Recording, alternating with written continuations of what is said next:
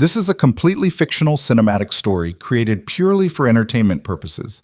All characters, organizations, locations, and events are entirely fictional. Nathaniel Cross pulled out his phone, found his wife's name on the Lumina Foundation Gala guest list, and deleted it without blinking. Then he typed in another name, Vanessa Reed, and smiled at his own reflection in the darkened screen.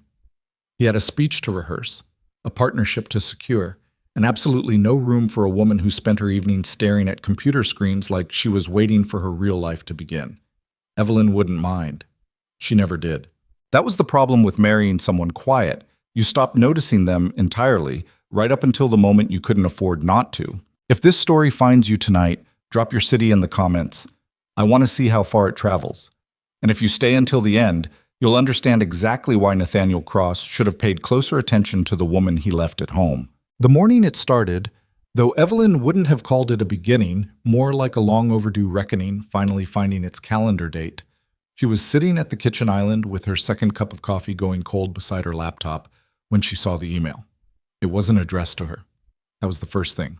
It had been forwarded from the Lumina Foundation's event coordinator to Nathaniel's personal assistant, a woman named Brooke, who had worked for her husband for 3 years and who had, on more than one occasion, looked at Evelyn with the particular kind of careful blankness that people wear when they know something they're not supposed to know. The email had been CC'd to a shared household account that Nathaniel had set up years ago for vendor payments and catering invoices, the kind of administrative detail he'd long since stopped paying attention to. Evelyn still checked it. Old habit.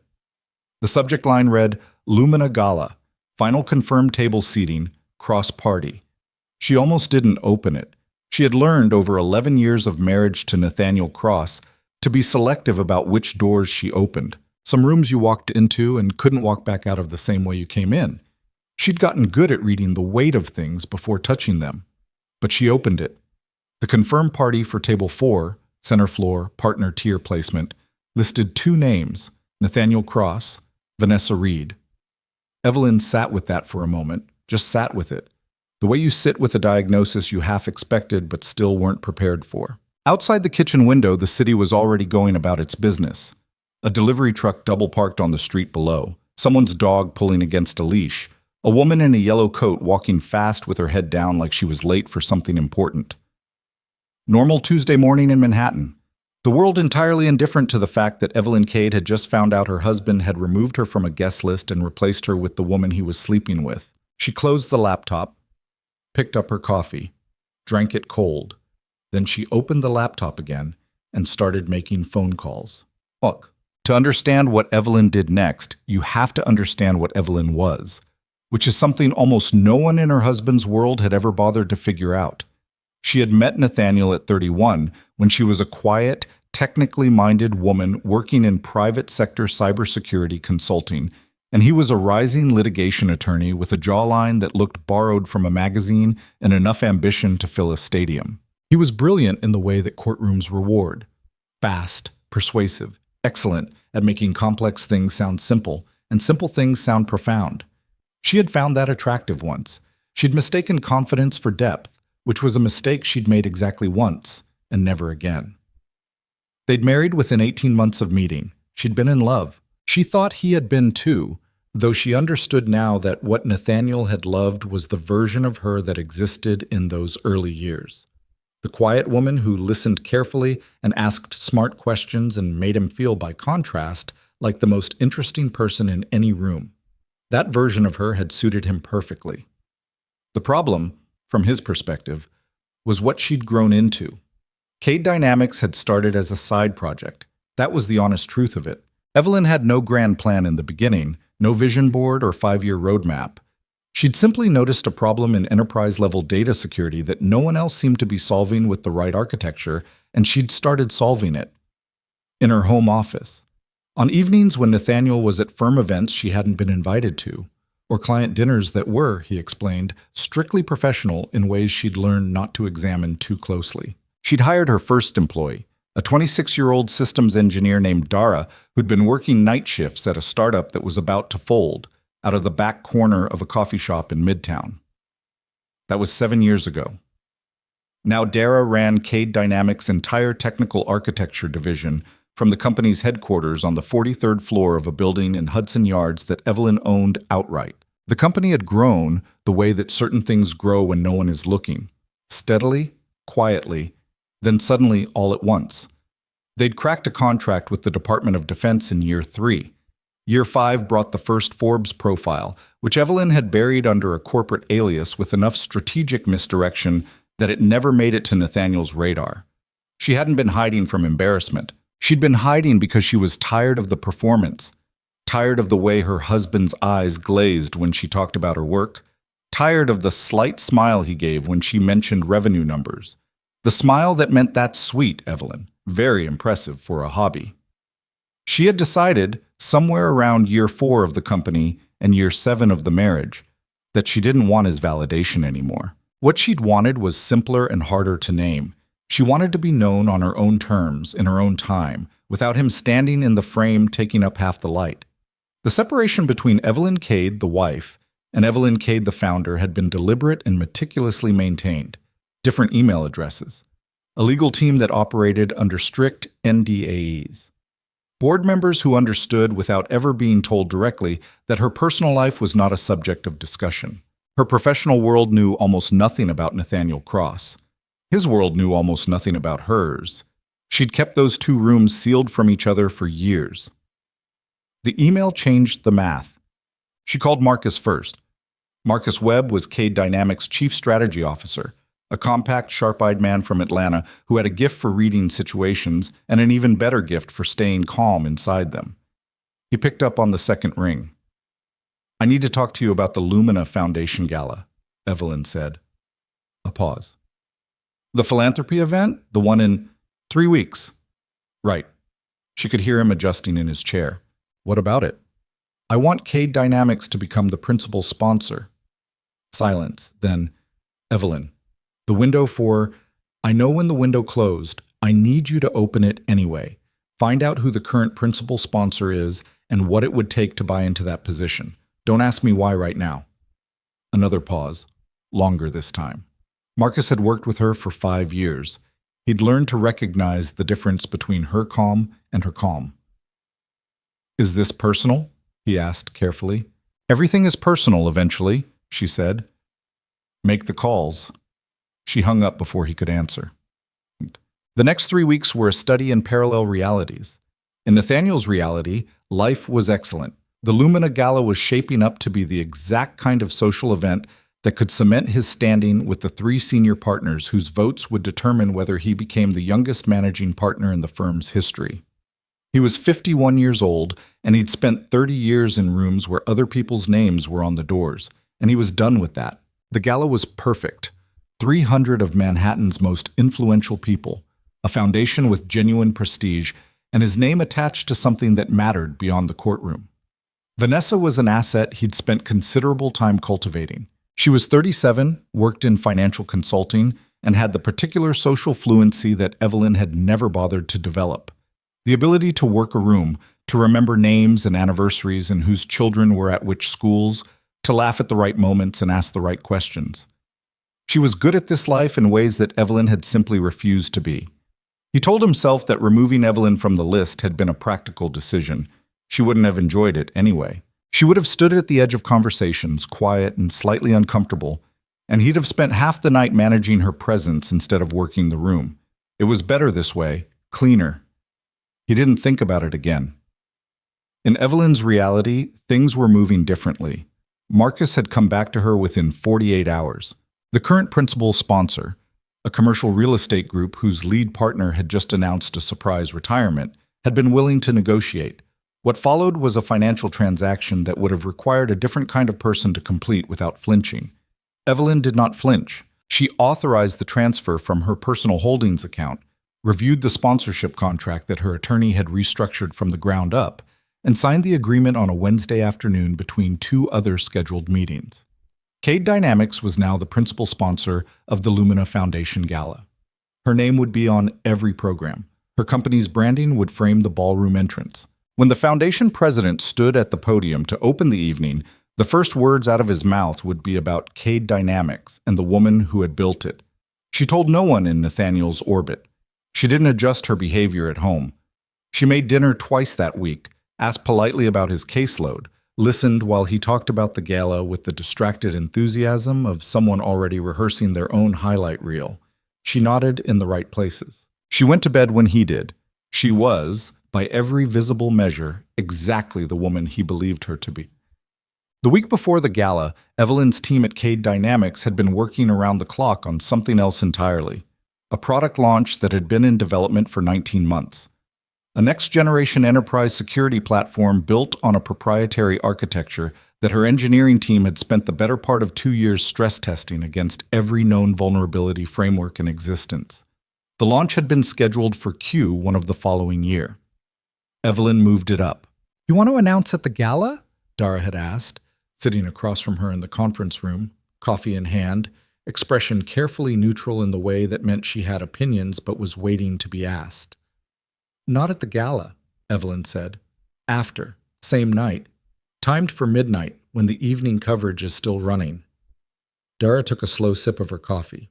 "The press package is ready. We'd need the technical demo briefings finished by Friday." "Are they?" "They will be." Then we're on." Dara nodded, then added quietly, because they'd known each other long enough for that. "Is everything okay?" Evelyn considered the question honestly, the way she did when she was in a room where honesty was safe. "No," she said, "but it will be." On the Thursday before the gala, she went shopping, not the way she usually shopped, quickly, practically, with a specific thing in mind and an efficient exit strategy. This time, she gave herself 2 hours and went to an atelier in the West Village that a colleague had recommended years ago, and she'd never gotten around to visiting. The designer, a French woman named Celeste, who was approximately 70 years old and looked like she'd personally outlasted several empires, took one look at Evelyn and said, "What do you need this dress to do?" Evelyn liked her immediately. "I need it to be the last thing a room full of people sees before they understand they've had me wrong for years," Evelyn said. Celeste nodded, unsurprised, and disappeared into the back. She came out with black silk threaded through with silver. Not decorative silver, structural silver, the kind that caught light the way water catches it, from unexpected angles, always moving. The gown had a clean architectural line at the shoulder and fell to the floor with the quiet authority of something that didn't need to explain itself. Evelyn stood in front of the mirror for a long moment. She looked like herself. That was the thing that surprised her. Not transformed, not costumed, but more precisely herself than she'd looked in years, like the version of her that had always been there, waiting for the occasion that was large enough to warrant showing up in full. "Yes," she said. Celeste smiled like she'd expected that answer. On the Friday before the event, Nathaniel came home late, loosened his tie in the hallway, and found Evelyn at the kitchen island with her laptop open, the same position he'd left her in that morning. He didn't ask what she was working on. He never did. "Big week coming up," he said, opening the refrigerator. She said. "The gala should be good. Important for the firm." He said this without looking at her, which was a habit she'd noticed years ago and had stopped expecting to change. "I'm sure it will be," she said. He poured himself a glass of water and leaned against the counter. "I might be home late that night, depending on how the evening goes." "Of course," she said, still not looking up from the screen.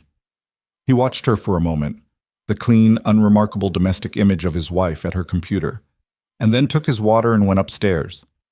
Evelyn waited until she heard his footsteps on the upper landing. Then she let herself smile, just briefly, at her reflection in the darkened kitchen window.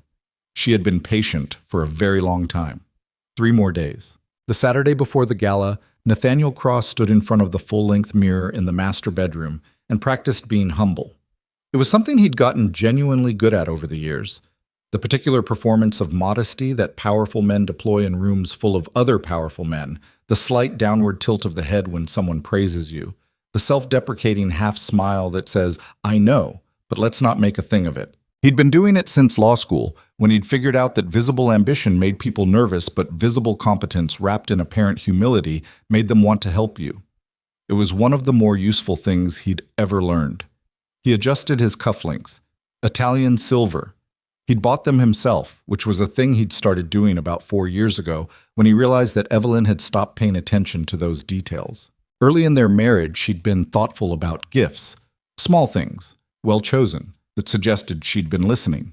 A particular book, a bottle of scotch from a distillery she remembered him mentioning once at dinner, the cufflinks she'd given him for their 5th anniversary, simple brushed gold with his initials, which he'd quietly retired to the back of a drawer when they started to feel like an accusation. He didn't examine that thought for long. Downstairs, Evelyn was in her office. He could hear the faint sound of her keyboard, which was the ambient soundtrack of their marriage. Her typing away at whatever she typed at, him moving through rooms she happened to also occupy. He'd stopped asking about her work years ago, partly because the answers made him feel like he was being given a tour of a foreign country he had no particular interest in visiting, and partly because something in her face when she talked about it had started to make him uncomfortable in a way he couldn't name and preferred not to examine. He took his jacket from the dry cleaning bag, shook out the shoulders, put it on. The gala was in 6 days. He was going to become the youngest managing partner in Hartwell Briggs and Cross's history. Cross was already in the name, had been for 3 years, which still gave him a quiet, private satisfaction. And this event was the last social piece of that puzzle. Senior partners watched these things. How you moved in a room, who knew you, who came to find you versus who you had to go find.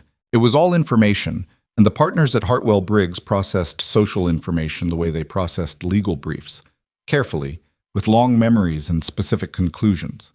Vanessa understood that. She'd asked intelligent questions about the firm's culture, about which partners mattered most and for what reasons, about the foundation itself. She'd done research. He appreciated that.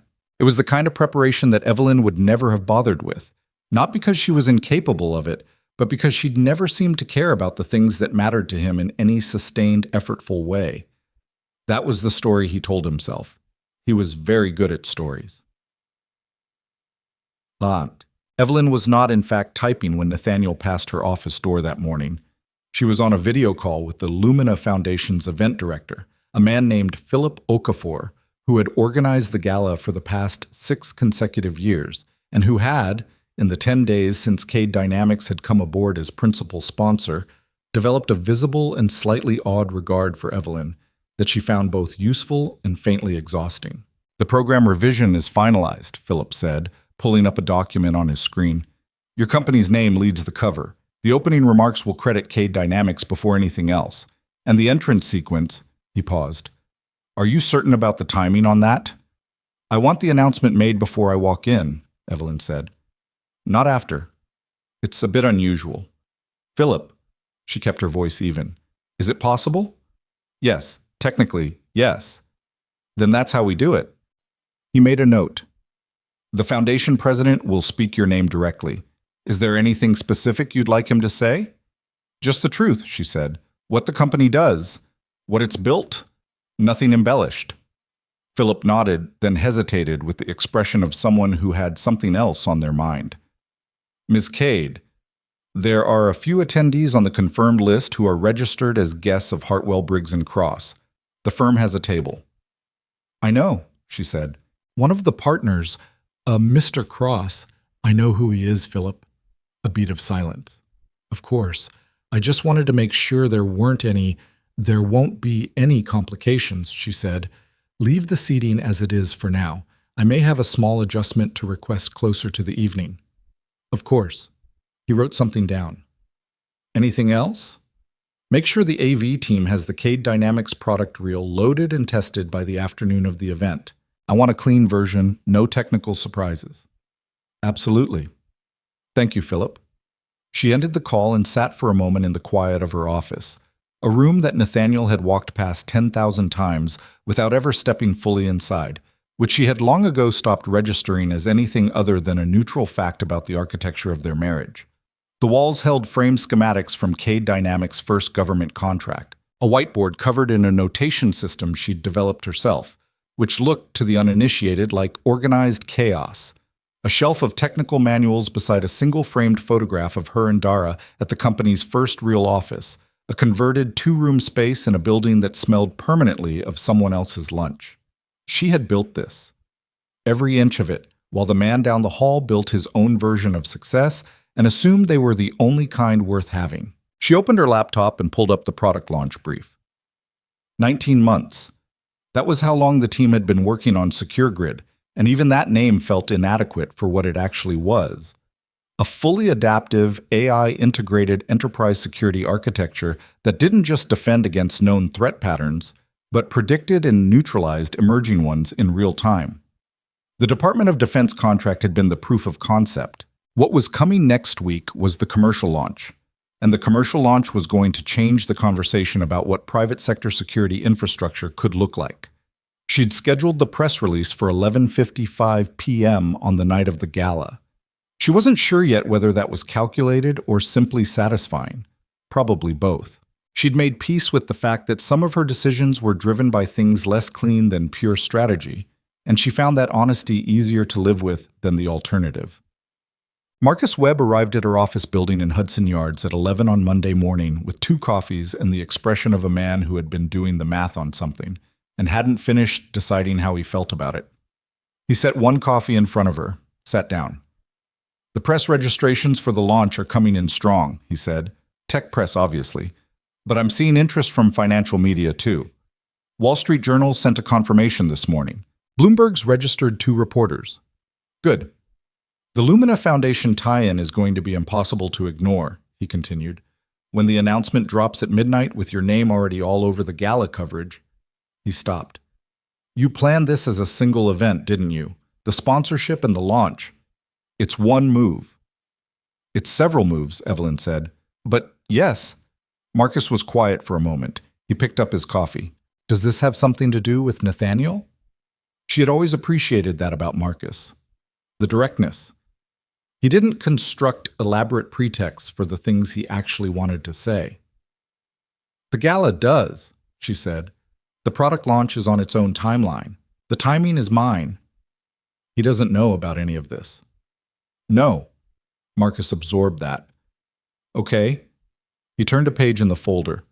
"I need you to know that the legal team flagged one potential issue with the sponsorship agreement. There's a disclosure clause that requires the sponsor's principal officer to be identified in any media produced for the event, which means your name is going to be on record in Lumina's press materials before the night even starts." "I know. If Nathaniel or anyone at his firm does any basic research on the sponsor, they won't," she said.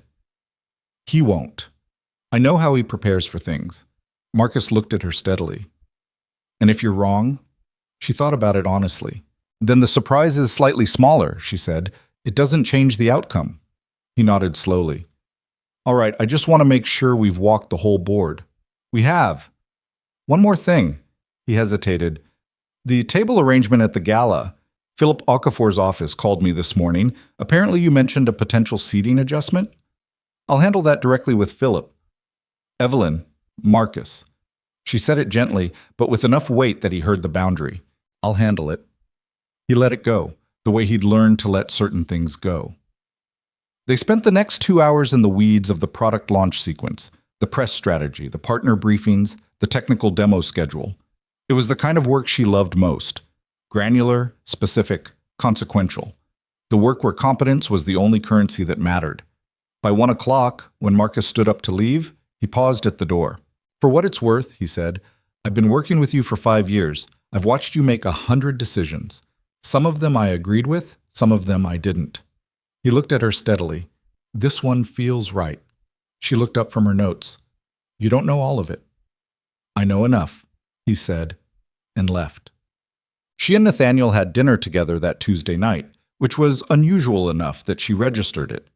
He'd come home at a reasonable hour, which sometimes happened when he was in a good mood and wanted company for it, and he'd suggested they order from the Italian place 2 blocks over that they'd been going to since their 3rd year of marriage.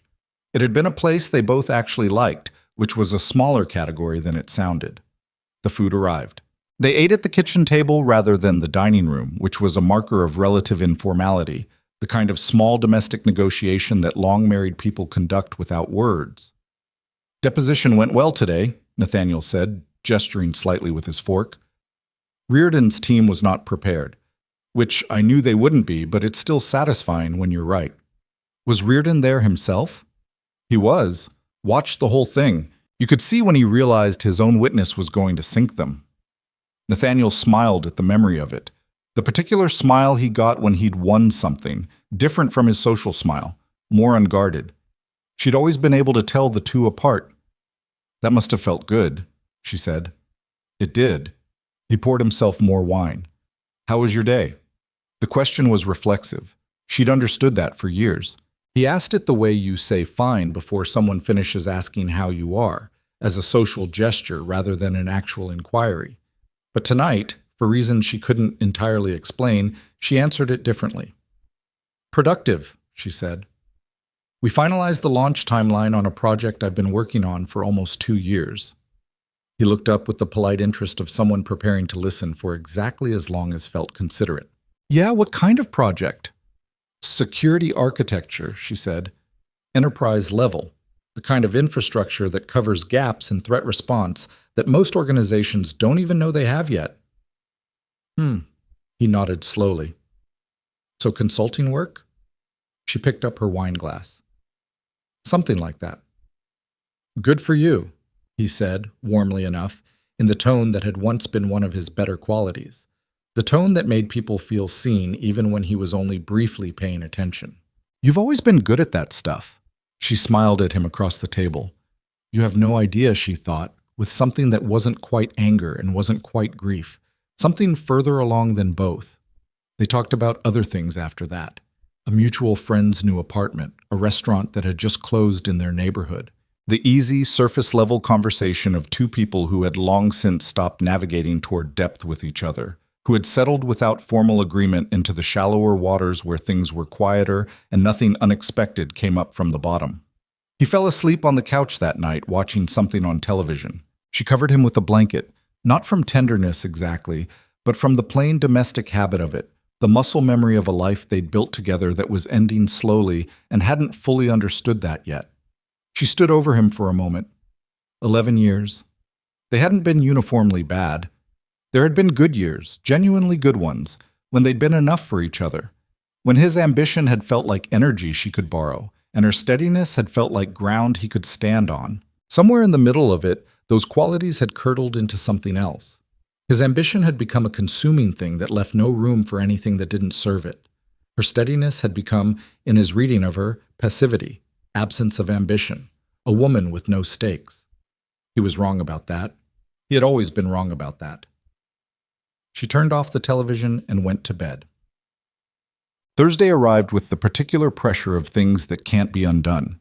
Evelyn was in the office by 7, which was earlier than usual, working through the final product brief revisions with Dara and 2 members of the engineering team. The demo was clean, the press package was tight, the announcement video, 3 minutes and 40 seconds of technical elegance that Dara had overseen with the same obsessive precision she applied to everything, was exactly what it needed to be. Walk me through the platform name one more time, Evelyn said. Dara pulled up the final brand guidelines on her tablet. Secure Grid Apex. The Apex differentiator signals it's above the existing Secure Grid framework, which the market knows, even if they only know it by reputation. It creates continuity and elevation at the same time. And the tagline? Built for what's coming. Evelyn looked at it, nodded once. Good. They spent 2 more hours in the room going through scenarios. What if a reporter asked about government partnerships before the DoD agreement was fully declassified? What if a competitor preempted the announcement? What if the technical demo had a single failure point during the live press window? Evelyn had answers for all of it, and for the things she didn't have answers for, she had contingencies. She had always been better at contingencies than most people, which was part of what made her good at security in the first place, the ability to think like a threat. After the team dispersed, Dara stayed. She sat across from Evelyn with her hands wrapped around a coffee cup that had gone cold and said, "You're not nervous." "No," Evelyn said. "I'm a little nervous," Dara admitted. "For the record." "That's useful. Nervous people catch things." Dara smiled briefly. "Are you going to tell me what's happening Saturday with the gala?" Evelyn had told Dara more about her personal life than she'd told almost anyone, which still wasn't much. But Dara had been there from the beginning. She'd watched the company grow from a 2-person operation in a rented room into what it was now, and she'd watched Evelyn navigate the years in between with the close attention of someone who'd earned the right to notice. He doesn't know about any of it, Evelyn said. The sponsorship, the company, any of it. Dara was quiet for a moment. How is that possible? I made choices, Evelyn said simply. To keep things separate. For a long time it was about protecting the work. Then it became about something else. What? Wanting to be discovered on my own terms. She said it without drama. I was tired of being seen through his frame. I wanted, just once, to walk into a room where people knew who I was because of what I'd built, not because of who I'd married. Dara looked at her steadily. Saturday's that room. Saturday's that room, Evelyn agreed. Another silence, different in texture. Dara said, Is the dress ready? Despite everything, Evelyn laughed, a short, real laugh that surprised her. Yes, the dress is ready. Good. Dara finished her cold coffee. Then we're ready. Come. The day before the gala, Evelyn did something she hadn't done in nearly 2 years. She called her sister. Ruth Cade lived in Portland, Oregon, and was 3 years older and approximately 1,000 times less interested in managing other people's perceptions of her, which had always been both her greatest freedom and the thing that had made their mother slightly exhausted. She was a landscape architect who had been married to the same man for 20 years and who had, on numerous occasions over the course of Evelyn's marriage to Nathaniel, said things that Evelyn hadn't been ready to hear. Hey, Ruth said, picking up with the slightly suspicious tone of someone who'd learned that unexpected calls meant something was happening. What's going on? I wanted to talk to you before tomorrow night, Evelyn said. Tomorrow night. There's an event, a gala. Nathaniel is going. A pause. Are you? Yes. Ruth was quiet for a moment, which meant she was parsing. He doesn't know you're going? He doesn't know several things, Evelyn said. Evie, Ruth's voice dropped into the register she used when she was being honest without being unkind, which was a skill she'd developed late and wielded carefully. What are you doing? What I should have done years ago. That's not an answer. I'm not hiding anymore, Evelyn said. I built something real. I built something significant, and I've been keeping it invisible because I was tired of him making me feel small about it. And then at some point, invisible became the plan because I figured out what the alternative looked like. She stopped. Tomorrow night is the alternative. Ruth was quiet again. Then, is this going to hurt you? It's going to change things. That's not what I asked. Evelyn thought about it. The honest answer was layered. There was the pain that was already there, that had been there since the email with the guest list, since long before that, the slow erosion of a marriage that had started to fail years before either of them had been willing to call it by name. Tomorrow wasn't creating that hurt. It was simply bringing it into the light. I'm going to be okay, she said. I think I've been building toward okay for a long time. Ruth made a sound that was halfway between a sigh and something softer. Are you wearing something good? Yes. Tell me about the dress. So Evelyn told her about the dress. The black silk, the silver threading that moved with the light, Celeste's question about what she needed it to do, and her own answer. And Ruth listened, and for a few minutes it felt like nothing more than two sisters talking, which was one of the last completely uncomplicated things Evelyn had left. Call me Sunday, Ruth said before they hung up. Not a text. A call. I will. And Evie? Yeah? You were never invisible, Ruth said. He just had his eyes closed. That night, Evelyn laid the gown out across the chair in her dressing room. She checked her phone for the final product launch confirmation from the PR team, replied with a single-word approval, and set the alarm for 6 the next morning, even though she knew she wouldn't sleep past 4. She stood at the window for a long time, looking out at the city. Manhattan at midnight was a specific kind of alive, never fully quiet, always moving at some lower frequency underneath the surface noise, the grid of lights extending in every direction like a system that refused to shut down. She had come to the city at 28 with a head full of technical theory and a conviction that the way things were built could always be improved. That conviction had not diminished. If anything, it had sharpened, refined itself over years of application, become more specific and therefore more useful. She thought about what Ruth had said. He just had his eyes closed. The charitable reading of Nathaniel Cross, the one she had held on to longer than she should have, was that he was a man shaped by a world that had rewarded a very particular performance of success, and that performing it convincingly had eventually cost him the ability to see outside its frame. That he had genuinely not understood what was growing in the rooms he'd walked past every day. Because the rooms he'd walked past every day had never given him reason to look. She wasn't sure she believed that anymore. She turned away from the window. Tomorrow, Manhattan would see her clearly.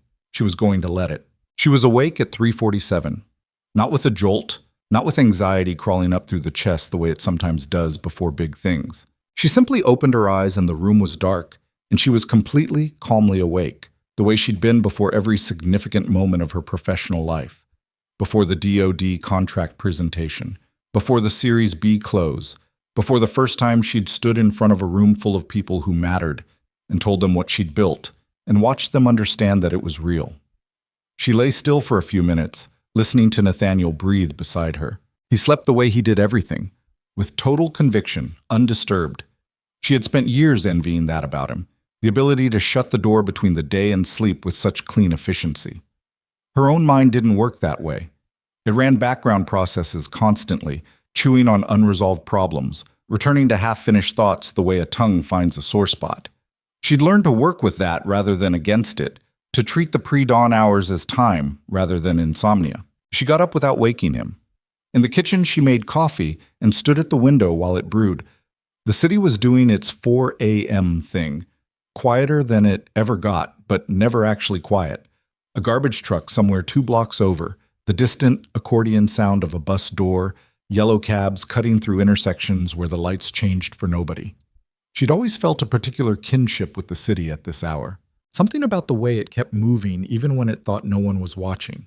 She poured her coffee and sat at the kitchen island with her phone and went through the overnight messages from the PR team. The press release was locked. The technical briefing documents had been distributed to registered media under embargo. The product demo sequence had been tested 3 times on the conference room setup and twice more remotely. Dara had sent a voice memo at 2 in the morning. She'd clearly not slept either, confirming that the AV contact at the Lumina venue had received and loaded the Cade Dynamics reel. Everything was in position. She set the phone down and drank her coffee in the quiet, not thinking about anything in particular, letting the morning be what it was before it became what it was going to be. Nathaniel's day started at 8 with the sound of his own alarm and a mood that Evelyn clocked immediately as performance ready. The particular energy he carried when he was headed toward something he'd been building too. He moved through the apartment with the focused efficiency of a man running an internal checklist, showered and dressed, while she made breakfast, ate standing at the counter with his phone in one hand going through emails. "What are your plans today?" he asked, not entirely rhetorically. The question was more like conversation filler while he scrolled. "Errands," she said. "Some things at the office." He nodded, reading something on his screen. "I'm going into the office this morning, then I'll head straight to the venue from there. Cocktail hour starts at 7. "Okay," she said. "Don't wait up." He said it lightly with the ease of someone who'd said it many times. "It'll be a late one." She handed him his coffee. "Have a good night." He took it, looked at her briefly with something that might have been, in a different version of this marriage, a moment of actual contact. A look that lasted long enough to mean something. But it didn't quite get there. His eyes were already moving back to his phone. "You too," he said, and kissed her once on the cheek with the absent precision of long habit. She watched him go down the hallway, heard the closet open and close, heard the front door. Then she finished her own coffee, rinsed both cups, and went to get ready. She arrived at Cade Dynamics at 10 and spent 3 hours in back-to-back internal briefings, moving through the sequence with the methodical focus that her team had come to recognize as her game day mode, present in each room, each conversation, not letting the evening's other gravity pull her attention sideways. There were things to manage, real things, independent of whatever was going to happen at the Lumina Foundation ballroom in 9 hours. The platform launch was real. The company was real. That had always been the foundation everything else was built on. At 1 o'clock, Dara appeared in her doorway with a takeout bag and the expression of someone conducting a welfare check. "Eat," Dara said, setting the bag on her desk. "You've had nothing since this morning." "How do you know what I've had since this morning?" Because I know you. Dara sat down across from her. Also because Meredith at the front desk told me you walked past the kitchen twice and didn't take anything. Evelyn opened the bag. Soup, a sandwich, water. Meredith's reporting to you now? Everyone reports to me on days like this. It's unofficial, but understood. Dara watched her unwrap the sandwich. How are you? Ready. That's not the same as okay. No, Evelyn agreed. But it'll do. They ate together in the office, talking through the evening's logistics, the timing of the launch announcement, the media response protocol, the ordinary work of the thing, the machinery of it, which was comforting in its specificity. By 2:30, they'd covered everything that could be covered. Dara stood to leave, then paused. You know the team wants to be somewhere they can see the gala coverage, right? There's about 12 people who've requested to work late tonight for, and I quote, monitoring purposes. Evelyn looked up. Tell them to go home. They won't. Tell them anyway. She paused. And tell them thank you. Dara smiled. I'll tell them the second part. She went home at 3:30. The apartment was quiet in the specific way it is when you know someone who was in it is not coming back to it the same way. She walked through the rooms without any particular ceremony. The living room with its careful art and its good furniture. The kitchen where she'd had 1,000 ordinary mornings. The hallway where Nathaniel had kissed her cheek 5 hours ago, with the practiced ease of a man who no longer meant it. She went to the bedroom and stood in front of the mirror for a moment before she started getting ready. What looked back at her was a woman of 42 who had not slept more than 5 hours, whose eyes were calm and slightly tired, who had spent the better part of a decade building something enormous in the margins of a life that didn't see her. Not a transformation, not a before and after, just herself, standing there, aware of the weight of the day and not collapsing under it. She got in the shower, let the water run hot for longer than was probably necessary. Then she sat at the vanity and took her time. She was not a woman who spent hours on appearances. She'd always found that kind of maintenance slightly tedious, the way it demanded a level of self-consciousness that pulled you out of your own thoughts. But tonight she understood what Celeste had meant when she asked what the dress needed to do. The answer had been, the last thing a room full of people sees before they understand they've had me wrong for years.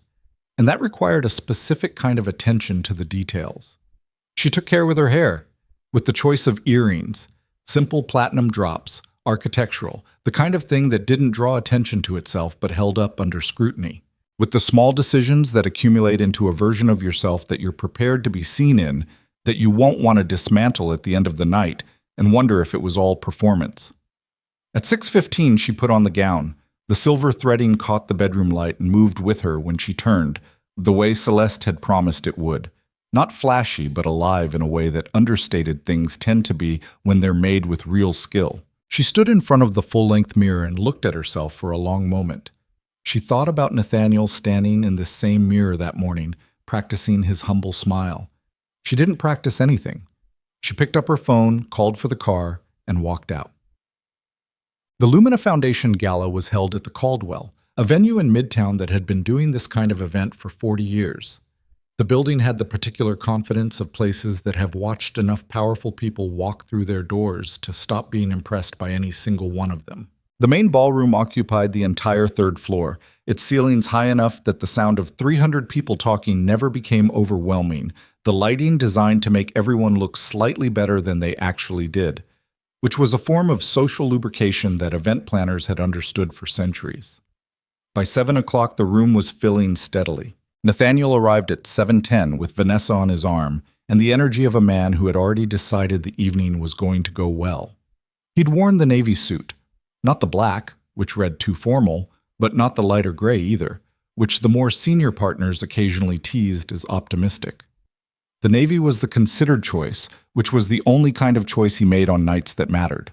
Vanessa was in a deep burgundy dress with a neckline that managed to be both notable and defensible, which she'd clearly thought about. She looked well. She moved well.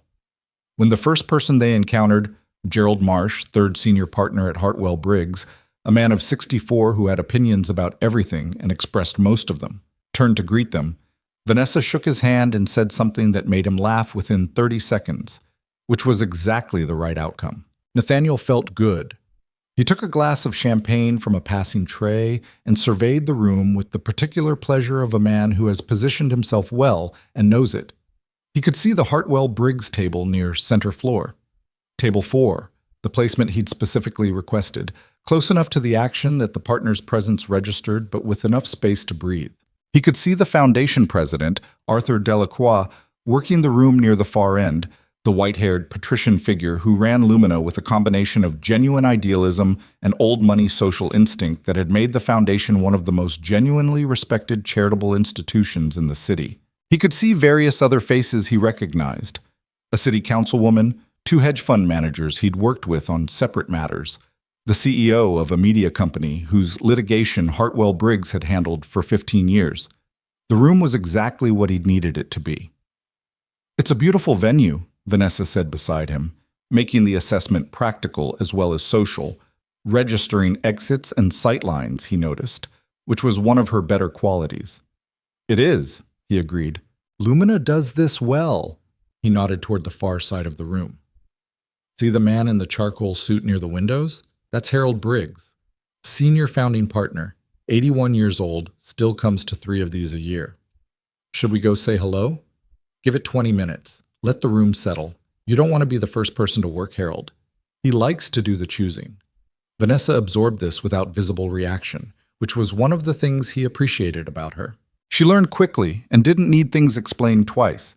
They moved through the cocktail hour making the right stops, having the right conversations. Gerald Marsh lingered with them longer than expected, which was a good sign.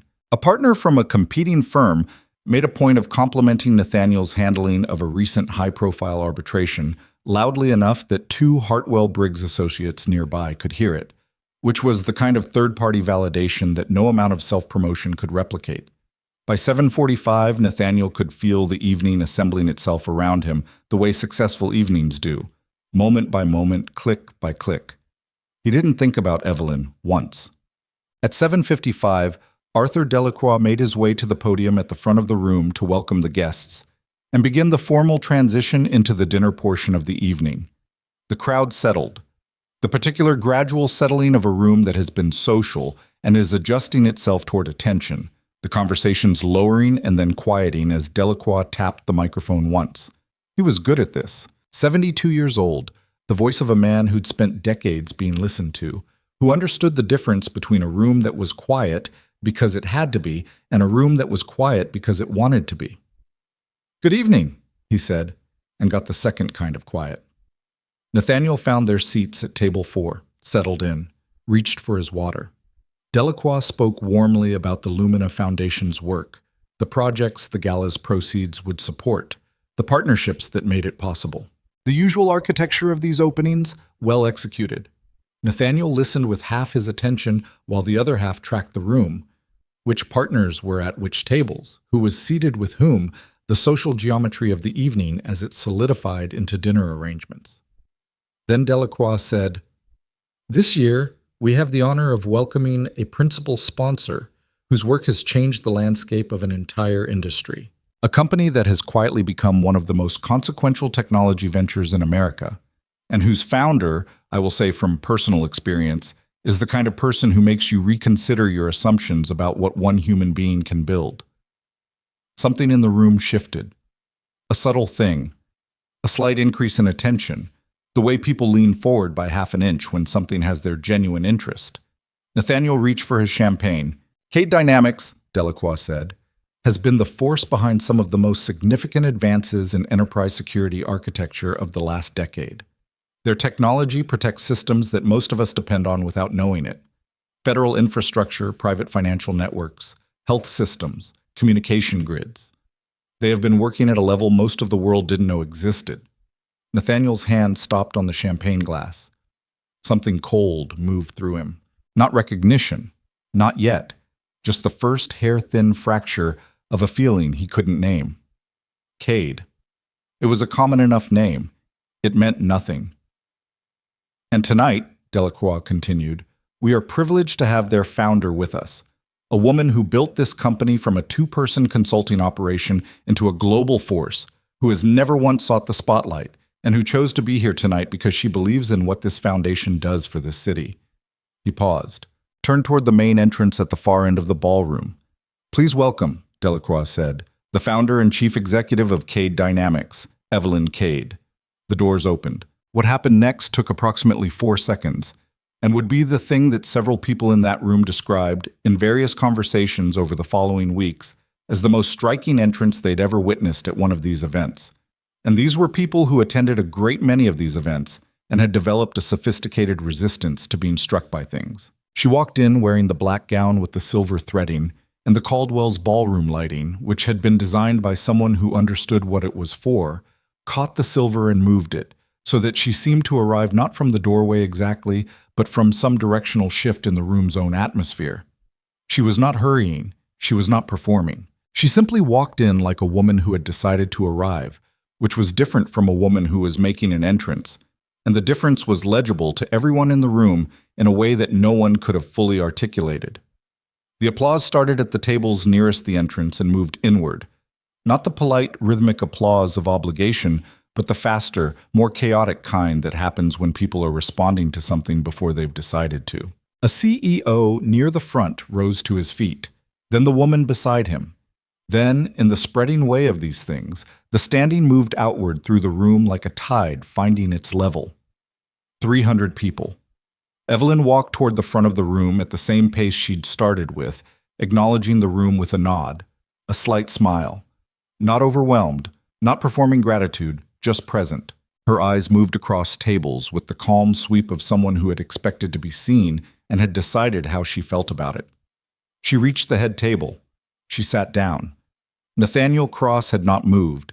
He sat with his champagne glass halfway to his mouth, and his face arranged in the expression of a man whose brain is processing an input that his assumptions have no architecture to receive.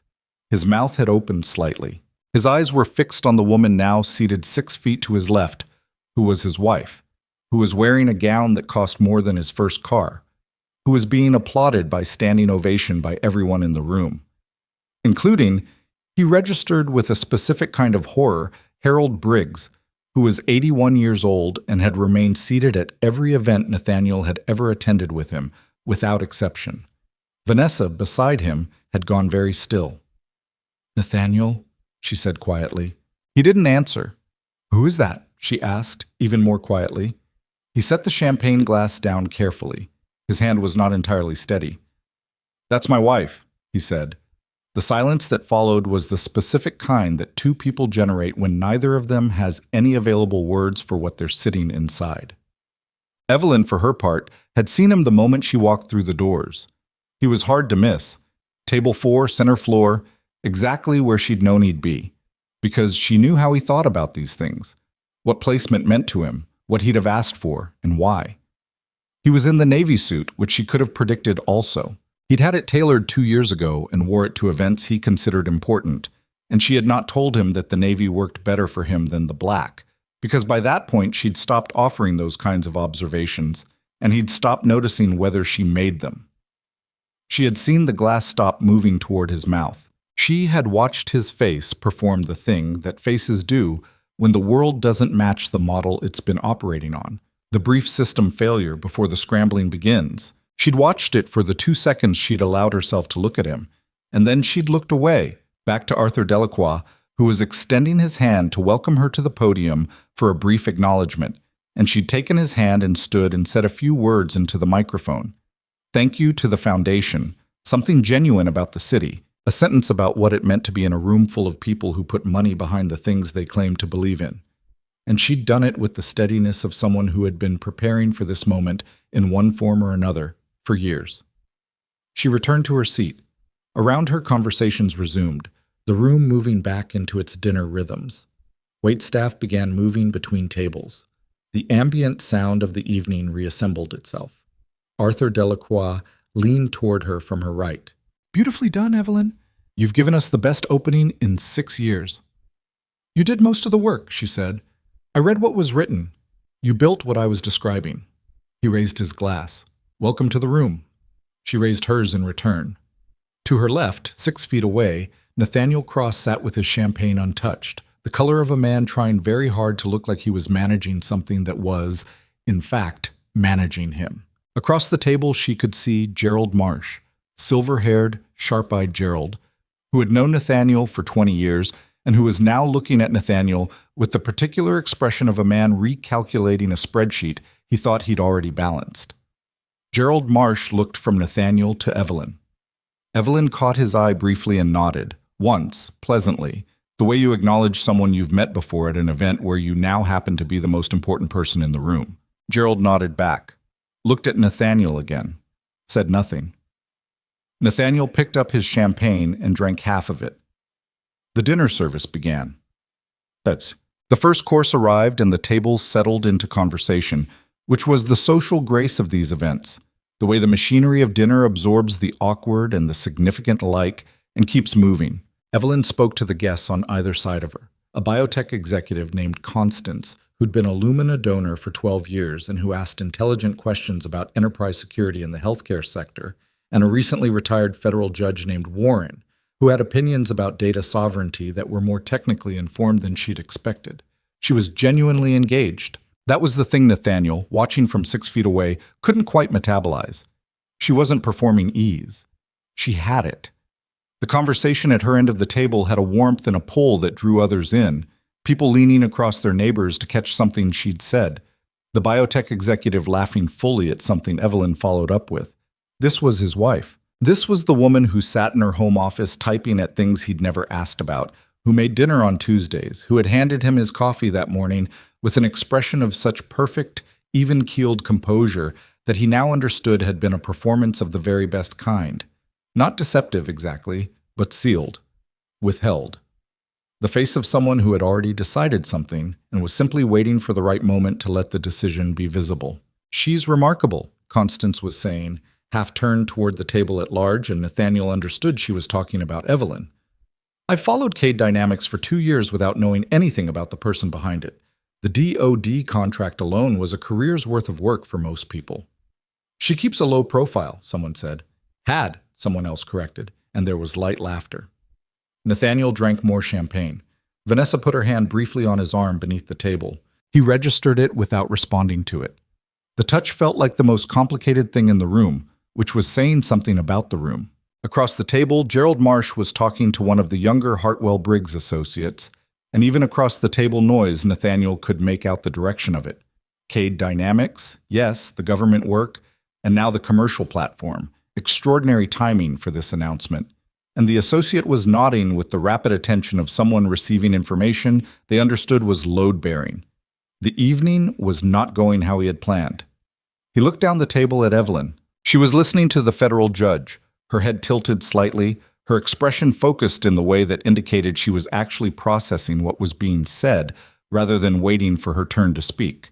She had always been a good listener. He had, at some point, filed that quality under passive rather than disciplined, which he was beginning to understand was one of the more catastrophic misreadings he'd made. The evening stretched ahead of him. Dessert, speeches, the foundation's presentation, the social hour after. He needed to manage this. That was the instinct that kicked in under pressure. The litigation reflex, the orientation toward control, even in situations where control was already gone. He needed to think about what people were seeing, what narrative they were building from what was in front of them, how to shape the way the night landed. He could say he knew. That was the first move. That he'd always known about the company. That he and Evelyn had kept their professional lives separate by mutual design. That, of course, he supported her. Had always supported her. And that her success was something he was enormously proud of. The problem with that story was Vanessa sitting 2 inches to his left. And the other problem was that the room had 300 people in it, and at least 30 of them knew him well enough to ask follow-up questions. And Gerald Marsh's expression across the table had already told him that the math wasn't going to hold. He reached for his champagne again. It was empty. He set it down. Evelyn, at that exact moment, glanced over at him. Not with anger, not with triumph. Just looked at him, steadily and briefly, with the composed, unreadable expression of a woman who had made a decision a long time ago and was simply watching it arrive. Then she looked back at the judge and said something that made the man smile. Nathaniel stared at his empty glass. The second course arrived. The third course arrived, and Nathaniel had still not decided what to do. That was the problem. Not the situation itself, which he'd handled worse in courtrooms with less preparation time, but the fact that for the first time in recent memory, he genuinely could not see the move. Every angle he turned the thing on revealed a new complication. Every story he considered constructing had a visible seam that someone at this table would find. He was a man who had spent 30 years building his ability to read rooms, and right now the room was reading him. He could feel it. The particular quality of attention that gathers when people sense that someone at the table is not as settled as they're presenting. Gerald Marsh had spoken to him twice in the last 20 minutes, both times cordially, both times with the measured warmth that Gerald deployed as a neutral instrument, neither warm enough to signal support nor cool enough to signal judgment. Just watching. Gerald was always just watching, and then one day you'd find out what he'd concluded, and there was nothing to be done about it. The Foundation's work in the Bronx has been remarkable, Constance was saying from Evelyn's right, and around her people nodded with the engaged sincerity that good causes produce in rooms full of people who can afford them. The STEM program specifically, the outcomes data from the last 3 years is extraordinary.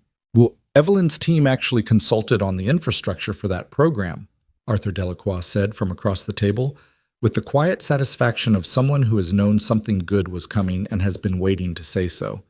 The security architecture for the student data systems. Pro bono. Several people looked at Evelyn. It was a small contribution, she said. The educators did the actual work. Modest, the federal judge Warren said, and smiled at her. Accurate, she said, and smiled back, and there was a brief warmth in the exchange that had nothing performed about it. Nathaniel cut into his food without tasting it. He was watching the room do something he'd seen rooms do before, but never with him as the specific object of it, the gradual reorientation of social gravity. It happened slowly, almost imperceptibly, the way tides move, the way people angled their bodies when they spoke, which conversations drew the most engagement, who people looked to when something interesting was said. The room was reorganizing itself around Evelyn, and it was doing so with the quiet conviction of a room that had decided she deserved it and hadn't needed to be told. He had not been erased from it. He was still Nathaniel Cross, still the man who might be announced as managing partner within the month, still a figure in this city's legal landscape that people recognized and respected. But the frame had changed. He had arrived at this event as its center of gravity in one small corner of the room, and now he was adjacent to something larger, and everyone at table 4 could feel the difference. He put down his fork, leaned toward Evelyn with the deliberate ease of a man who has decided to make a move even if he can't see all of its consequences. "You look incredible tonight," he said, quietly enough that it was addressed to her and not the table. She looked over at him with the expression of a woman who had expected this and had decided what it was worth. "Thank you, Nathaniel." "I didn't know you were going to be here," he said. The admission came out before he could dress it differently, and he recognized it immediately as a mistake. Not because it was false, but because it confirmed in 2 seconds what he'd been trying to leave ambiguous. "I know," she said. "I've been thinking. I should have told you about tonight sooner, about bringing the firm." He was threading the needle badly, and he knew it. Things got complicated with the event logistics, and I should have been clearer. Evelyn looked at him for a moment. Not angry, not cold. The expression was something else. Patient, almost. The way you're patient with something that is doing exactly what you expected it to do. "You don't have to do that," she said. "I'm just saying, Nathaniel." Her voice was still quiet. "We can talk about whatever you want to talk about, but not right now, and not here." She glanced very briefly, almost imperceptibly, toward Vanessa, then back to him. "Enjoy your dinner." She turned back to Warren, who had been diplomatically focused on his own plate, and said something about a data sovereignty ruling from the year prior that clearly landed because the man straightened slightly and set down his fork with the readiness of someone who'd found an actual conversation. Nathaniel turned back to his own plate. Vanessa was rigid beside him. He could feel it without looking. The specific stillness of a woman who is keeping her composure by choice rather than by ease, whose jaw was set at a slightly unnatural angle. She hadn't spoken much since the entrance. When she did speak, it was to the person on her other side, carefully avoiding the end of the table where Evelyn sat. He needed to deal with that too. Not now. Everything was now. That was the problem. Gerald Marsh came to find him during the brief intermission before the Foundation's presentation. The 30-minute window when people rose from their tables and the room went back to being cocktail social, waitstaff clearing plates, the program booklet being consulted by people who hadn't looked at it yet. Nathaniel was standing near the windows when Gerald appeared beside him with the specific, unhurried walk of a man who had decided on a conversation and was not in a hurry because he held all the cards. "Hell of an evening," Gerald said, standing beside him with his own drink, looking out over the room with the practiced contentment of a man who genuinely enjoyed events like this. "It is," Nathaniel agreed. "Remarkable woman, your wife." Gerald said it without any particular inflection, which was more unsettling than if he'd said it with one. "I'll admit I was not aware of the scope of what she'd built. That's a significant company." "It is," Nathaniel said again. He heard how it sounded. 2 words, no added substance, which was the equivalent of arriving in court with no brief. "You never mentioned it," Gerald said. "We kept our professional lives separate. It was a mutual decision." Gerald was quiet for a moment, watching the room with the expression of a man who is deciding how much of what he's thinking to say out loud. Gerald Marsh was 64 years old and had made every kind of decision that could be made about when to speak and when to wait. And he had learned the hard way which category most situations belonged in. "I've known you a long time, Nathaniel," he said finally. "You have.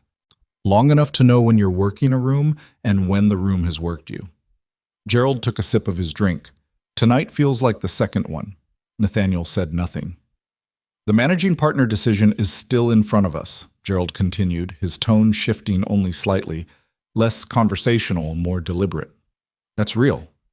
Your record is what it is, and it's good. Nobody's disputing that." A pause.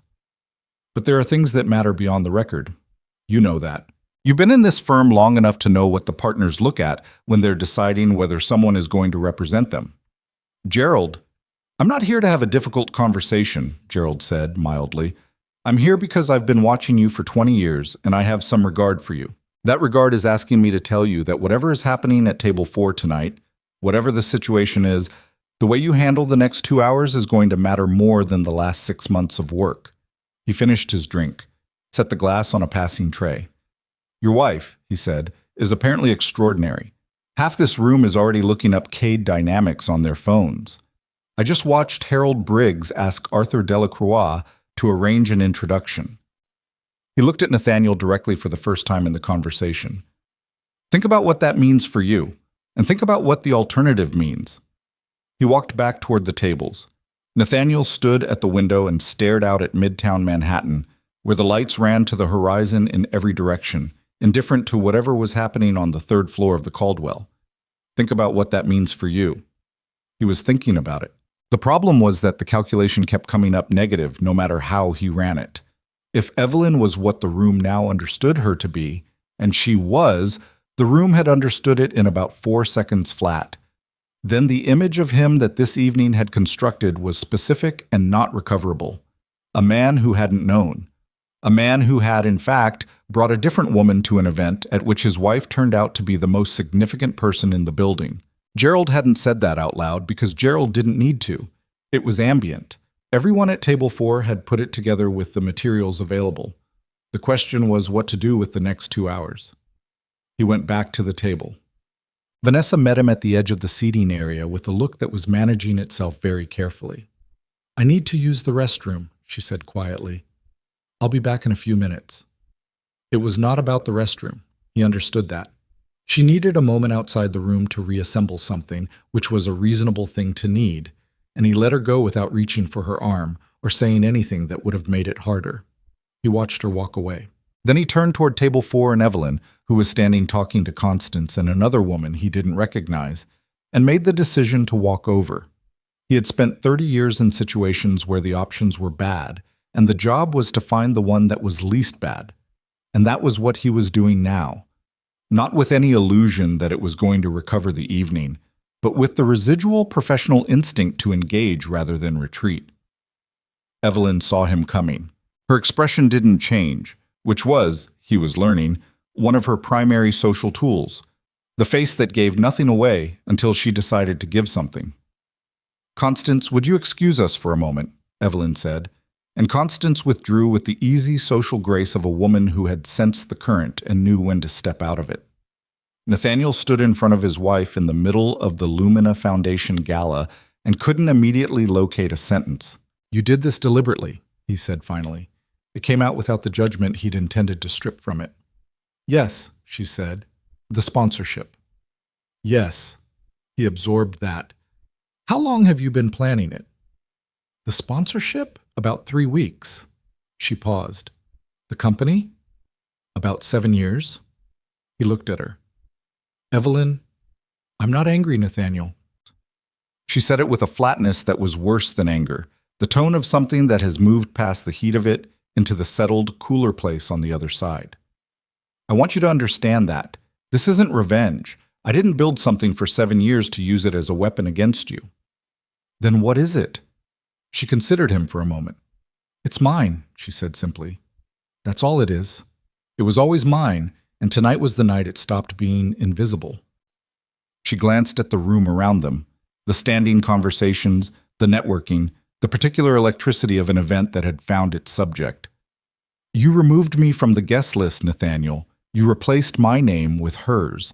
And I think somewhere in you, you genuinely believed I wouldn't notice or wouldn't care, or—" She stopped. "That's the part I couldn't live with anymore. Not the affair, the invisibility." He opened his mouth. "Don't," she said, not unkindly. "Don't tell me you knew about the company. Don't tell me you were proud of me, and just let me have my space with it. I know what our Tuesday dinner conversations looked like. I know what your face did when I tried to talk about my work." She looked at him with the clarity of someone who has rehearsed nothing and is simply telling the truth. "You had no idea, and the reason you had no idea is that you stopped looking." He stood there. He was, in the way that only completely accurate things can make a person, undone by how true it was. "I should have been better," he said, and heard it land as inadequate, and didn't try to improve on it. "Yes," she said, "you should have." A beat between them. The surrounding room moved, unaware. "What happens now?" he asked. She looked at him steadily. "Tonight happens. And then we'll talk. Not here." She straightened slightly, a small gathering of herself that he recognized. The thing she did when she was closing a portion of a conversation that was finished. "But there are things I want to say to this room tonight, and then there are things I want to say to you privately, and I'd like to keep those two categories separate." He nodded. She turned back toward the table. He stood there for another second, not sure what he'd hoped to accomplish and not sure he'd accomplished it, and then walked back to his seat. Vanessa returned from the restroom with her composure rebuilt, visibly, effortfully built, the way you can tell a thing has been reconstructed rather than rested. She sat down beside Nathaniel and reached for her water and looked at the empty space above her plate where her dessert had been cleared. "I want to leave," she said very quietly. Not asking, informing. "Vanessa, I am not asking you to come with me," she said, with the precision of someone choosing words like surgical instruments. "I'm telling you I'm leaving. I'll take a cab." She set her water glass down. This was... She stopped herself, started again. "I didn't sign up for this specific situation. I didn't know she was going to be here," he said, low enough that it was only for her. "I understand that." She looked at him. "But she is. And the entire room knows exactly what the seating arrangement means, and I'm—" Her voice thinned slightly. "I have some dignity, Nathaniel. Even now." She picked up her evening bag. Stood. "Vanessa," he said. "I'll call you," she said, which meant she might or might not, and they both knew it. He watched her make her way around the outside of the room with the careful route of someone who wants to be seen leaving, but not seen fleeing. She was good at it. She made it look like an early exit rather than a retreat, stopping once to say something to someone she apparently recognized near the bar, and then she was out the door. The chair beside him was empty. He sat in it and looked at the tablecloth and thought about what Gerald had said, and what Evelyn had said, and what the room was seeing, and what it would go home and say. Across the table, Gerald Marsh had watched Vanessa leave. He looked at Nathaniel once. Then he picked up his dessert fork and resumed his conversation with the person beside him, and said nothing, and that nothing was louder than anything he could have said. Arthur Delacroix returned to the podium for the Foundation's formal presentation at 9:30. The room resettled, dinner finished, the particular good-natured readiness of a well-fed audience that knows the programming is short and the point is genuine. Delacroix spoke for 12 minutes about the Foundation's initiatives, clean, specific, the kind of presentation that respects the audience's time while earning their commitment. The screens at the front of the room showed photographs, data, faces of people whose lives had been changed. The room was quiet in the right way. Then Delacroix said, "Before I close, I want to give our principal sponsor the opportunity to speak. Not about her company, although what she's built is worth every minute of your attention, but about why she chose to be here tonight." He looked toward Evelyn and nodded. She rose without visible preparation, the way people do when they've thought about something long enough that the thinking is complete and what remains is just the doing of it. She walked to the podium, adjusted the microphone once, and looked out at the room. 300 people. Nathaniel Cross sat at his table and watched his wife stand in front of Manhattan's most influential gathering of the year and prepare to speak, and felt something that was not pride exactly. Not yet, not with everything else also present, but was perhaps its precursor. The raw material of a feeling his current circumstances couldn't quite assemble into its finished form. "I want to tell you something that isn't in any press release," Evelyn said. Her voice was clear, pitched with the natural authority of someone who'd spent years in conference rooms where being heard mattered. "I built Cade Dynamics in rooms that nobody looked in. Not because I was hiding, though I was, a little, for a time, but because I understood early that the work had to be the thing that justified itself. Not the story around it, not the relationships that surrounded it. The work." She paused. "That's hard to sustain. Doing something real and letting it be invisible while it grows. There are days when invisibility feels like freedom and days when it feels like erasure, and the difference between those two things is sometimes just the quality of your sleep." Quiet laughter from the room, the warm kind that says, "I know that feeling."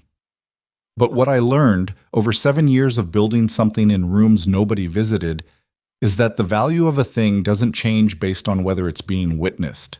It just is what it is, and eventually, if it's real, the room comes to it. She let that sit for a moment. What this foundation does is the same work. It builds things in rooms that powerful people don't usually visit. It builds them anyway. And it trusts that if the work is real, eventually the room will come. She looked across the faces in front of her. "I'm honored to be part of that trust, and I'm grateful to everyone in this room who puts money and attention and time behind things that are real, even when they're invisible." She stepped back from the microphone. The applause was immediate and genuine, the kind that starts before people have decided to clap, the involuntary kind. 2 tables rose again, then a third. Nathaniel sat at table 4 with his hands flat on the tablecloth and his eyes fixed on his wife at the front of the room, and understood, with the slow-moving certainty of something that has been true for a long time and has just now become impossible to not see, that he had profoundly and completely failed to know the person he'd been married to. Not misunderstood, not underestimated. Failed. There was a difference, and he was standing inside it. The room moved into its post-program phase, the last stretch of the evening when the formal structure relaxes and the social networking reasserts itself, people rising from tables, refilling drinks, consolidating the conversations they'd started during cocktail hour. Evelyn was, immediately, surrounded. There was no other word for it. The moment she returned from the podium, people came to her. Not in a rushing, overwhelming wave, but in the steady, purposeful way that indicates genuine interest rather than social performance. The biotech executive Constance, who had already exchanged cards with her at dinner. 2 people from the tables adjacent to the foundation circle who introduced themselves as investors in adjacent technology sectors. A woman whose name Nathaniel recognized from financial media, who was asking Evelyn something with the focused attention of someone conducting a very informal interview. Arthur Delacroix hovered at the edge, the pleased expression of a man who has connected the right guests and is watching it pay out. Harold Briggs reached her at about 9:55. 81 years old, Harold Briggs was not a man who moved across rooms to meet people. People moved to meet him. It was a social physics that had governed his presence at these events for 40 years. and that everyone in the Hartwell-Briggs orbit understood as a fixed law. Nathaniel watched Harold Briggs cross the room to Evelyn Cade. He stood up without having decided to. Harold reached her and extended his hand and said something that made Evelyn smile. A real smile, not the social one. And Evelyn shook his hand and said something back, and Harold laughed, actually laughed, which was a sound Nathaniel had heard maybe 4 times in 2 decades. He started walking toward them. He wasn't sure what he was going to say. He had a dim instinctive sense that his proximity to this conversation was important, that the managing partner calculus that Gerald had described was operating in real time, and that being physically absent from the most important exchange happening in the room was a form of self-destruction he couldn't afford. He reached them. Harold looked at him. "Nathaniel?" Harold said pleasantly. "Harold!" He stood there, looked at Evelyn. "I see you've met my wife." Harold glanced between them with the expression of a man who has been in enough rooms to understand exactly what the architecture of this particular one meant. He said, very simply, "Indeed I have. She's been explaining what Cade Dynamics does." He turned back to Evelyn. "I understand you're launching something new, soon." "Tonight, actually," Evelyn said. "The press release goes at midnight. A new platform. Enterprise-level, adaptive architecture. We've been in development for almost 2 years." "Midnight tonight," Harold repeated.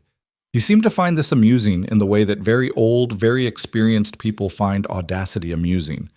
Not with surprise, but with recognition. "You planned this." "The timing was convenient," she said. Harold looked at Nathaniel again. "You must be very proud," he said. The sentence had weight. Not malicious weight.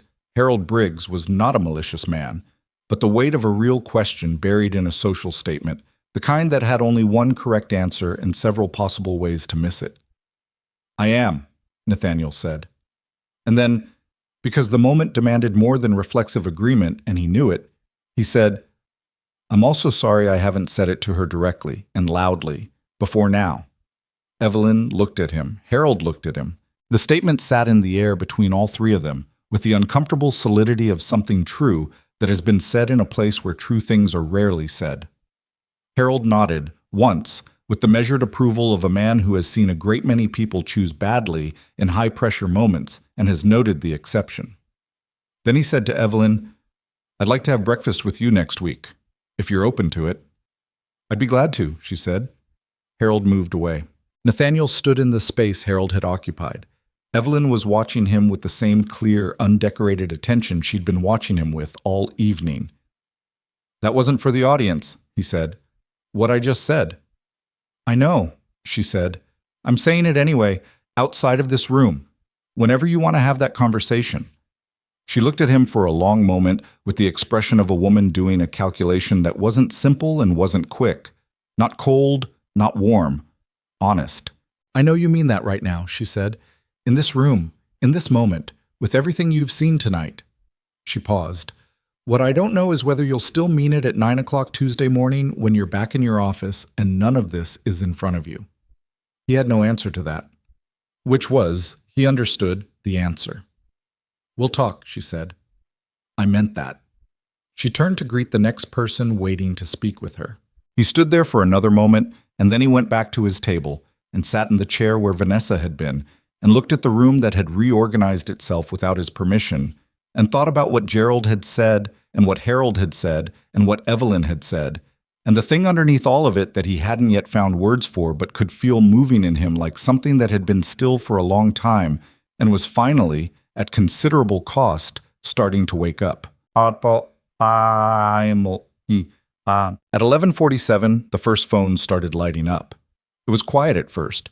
1 or 2 people glancing at screens with the slightly guilty discretion of guests who know it's bad form but can't help it. Then more. Then the particular contagious awareness spread through the room that something was happening outside it, and people began to look. The Cade Dynamics press release had gone live 8 minutes early. Cade Dynamics announces Secure Grid. Apex, the next generation of adaptive enterprise security.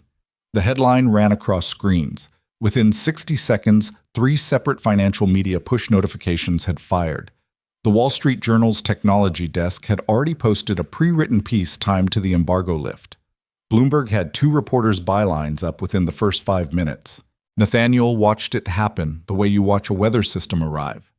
Something you can see coming, that you've been told to expect, that is still larger than you prepared for. Table by table, the room understood what it was holding. The woman in the black dress with the silver threading, standing across the ballroom accepting a business card from the city councilwoman, had just launched the most discussed technology product of the year, on the same night she'd walked into a room as its most important guest, in the building where her husband had planned to crown himself, and had instead watched himself become peripheral. Gerald Marsh appeared at Nathaniel's shoulder. He didn't say anything for a moment, just stood there holding his drink, watching the room respond to the news. Then he said very quietly, "The partners are going to have a conversation next week that I think is going to go differently than you expected." Nathaniel looked at him. "Not because of tonight," Gerald said, "because of what tonight showed us about the last several years, about what was happening inside your own house while you were asking us for the keys to ours." He didn't say it cruelly. He said it the way a surgeon describes a thing that is going to hurt, accurately, without embellishment, because embellishment would be a disservice. "I need you to hear that," Gerald said, "and to think about what you want to do with the next chapter, because there's still a next chapter.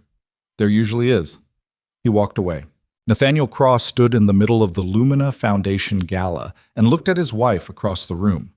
Evelyn Cade, principal sponsor, tech founder, the most interesting person at the party, while every phone in the building lit up with her name. She caught his eye once, briefly, and looked away first. The gala ended at midnight with the particular deflation that formal events have when the structure that held them dissolves.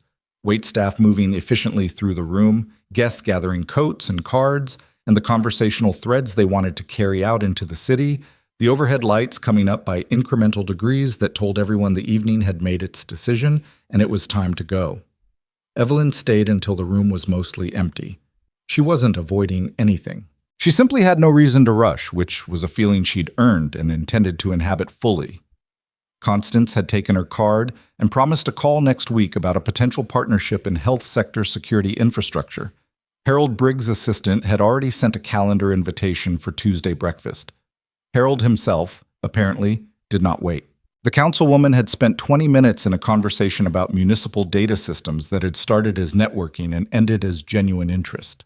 The Wall Street Journal reporter had requested a formal interview, which Marcus, who had been monitoring the launch from the office, had already triaged and scheduled. She stood near the entrance as the last guest filtered out, talking to Arthur Delacroix and his deputy, a young woman named Sandra, who had managed the event's logistics, and who looked simultaneously exhausted and satisfied in the way that only people who do difficult things well look at the end of a long day. "This was the best one we've done," Arthur said, "not for the first time, but sincerely each time. I don't say that lightly. The room felt different tonight." "Rooms change when people tell the truth in them," Sandra said, with the frankness of someone who'd been up since 5 that morning and had temporarily lost her filter. She caught herself and looked at Evelyn with a flicker of professional alarm. Evelyn smiled. "That's exactly right," she said. Sandra relaxed. She said her goodbyes to Arthur, hugged Sandra briefly, an impulsive warmth that surprised them both, and walked out through the Caldwell's lobby into the night air. The car was waiting at the curb. She stood beside it for a moment and breathed in the city. November air, faintly metallic, the particular smell of Manhattan after an event when the dressed-up people have dispersed and the street has reclaimed itself. Somewhere down the block, a restaurant was still going. A couple walked past, arguing mildly about something that sounded inconclusive. A cab cut through the intersection with the aggressive confidence that cabs in this city maintain regardless of the hour. She got in the car. She did not go home. At 12:40 in the morning, Marcus Webb opened his office door and found Evelyn in the corridor outside, still in the gown, heels in hand, walking barefoot on the industrial carpet of the Cade Dynamics 43rd floor in the way that people do when they've had enough of being formal and haven't yet decided what to be instead. "You didn't have to come in," he said. "I wanted to see it," she said. He stepped back and led her into the office. The monitors were running. The launch coverage, the social media response, the financial press. Dara was there, coffee in hand, sitting sideways in a chair the way she always sat when she was tired, with her shoes off and her jacket draped over the back. Two members of the communications team were at their desks across the room, looking up when Evelyn walked in with the particular expression of people who'd been rooting for something and had watched it land. Dara looked at her for a long moment. "Well?" she said. Evelyn looked at the screens. The coverage was significant, was the accurate word, though it didn't quite hold the weight of what she was looking at. The Wall Street Journal piece had 11,000 shares in 40 minutes. Bloomberg's analysis had framed Secure Grid Apex as the most consequential enterprise security launch of the decade, which was aggressive, but not, by her assessment, wrong. A tech analyst she respected had gone on record within the first hour, calling it a category-defining product.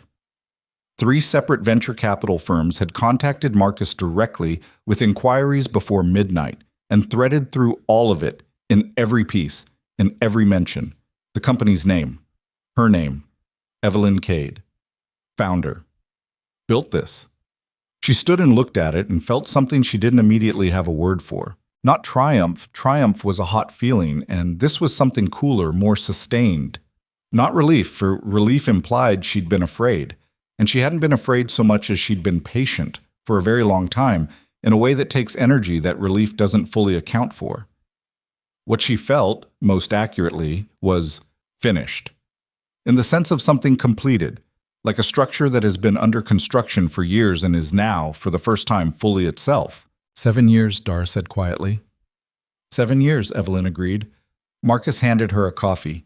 She took it and stood at the window, looking out at the city with the monitors running behind her and her team around her, and let the moment be what it was. She didn't try to manage it or compress it into something useful or move past it prematurely. She just stood in it. The DoD reached out, Marcus said after a moment. Their liaison wants a briefing call for Monday to discuss what Apex means for the existing contract parameters. Schedule it. 4 media requests overnight. 2 are worth your time. I'll have a summary in the morning. Okay. Harold Briggs' office. I already have the Tuesday breakfast, she said. Marcus nodded, paused. How was the rest of the evening? She turned from the window. The question was specific in a way that wasn't about the launch, and they both knew it. Complicated, she said, and clear, both at once. He accepted that. Marcus was good at accepting the answers he got and not pressing for the ones he wanted. It was one of his better qualities, and she'd told him so once, and he'd said I had to get bad at something to get good at that without elaborating, and she'd understood. She stayed for another hour, not working exactly, but present, in the way that leaders sometimes need to be simply present in the spaces they've built, talking to the communications team about the morning's follow-up sequencing, reading the analyst coverage with the particular attention of someone whose opinion of their own work is more demanding than anyone else's, and who is searching for the gap between what was built and what was understood. Finding, with quiet satisfaction, that the gap was smaller than it had been for any previous launch. At 2 a.m, she took her heels off the desk where she'd set them and put them back on and said goodnight. Dara walked her to the elevator. Are you going home? Dara asked. Yes. Is he there? Probably. Dara pressed the elevator button. They stood in the corridor in the particular quiet of a building after hours, the city's hum audible through the glass at a frequency that was almost soothing. For what it's worth, Dara said, whatever you decide, about all of it, you're not deciding it from a place of nothing anymore. You're deciding it from here. She gestured back at the office, at the monitors, at the 43rd floor that Evelyn had built and filled and made real. You have ground to stand on. Evelyn looked at her. I always had ground to stand on. I know, Dara said, but now it shows. The elevator arrived. Evelyn got in. She rode down alone, watching the floor numbers decrease, and thought about what Dara had said, and what Evelyn had said back, and which one was more true. Both, probably. That was the honest answer. Both things were true, and they didn't cancel each other out. And that was the complicated thing about clarity. It didn't simplify. It just made the complications visible and required you to deal with them as they were, rather than as you'd been able to pretend they weren't. But Nathaniel was home. She saw the light in the living room from the hallway. He was still up, which surprised her slightly. It was after 2, and Nathaniel was a disciplined sleeper, a man who treated rest as professional maintenance and was generally in bed by 11 on weeknights. The light meant he'd waited. She wasn't sure how she felt about that. She set her bag down, took off the heels for the last time, walked to the living room doorway. He was sitting on his couch with a glass of whiskey and no television, which was unusual enough to be notable. He looked up when she came in. He hadn't changed out of the navy suit.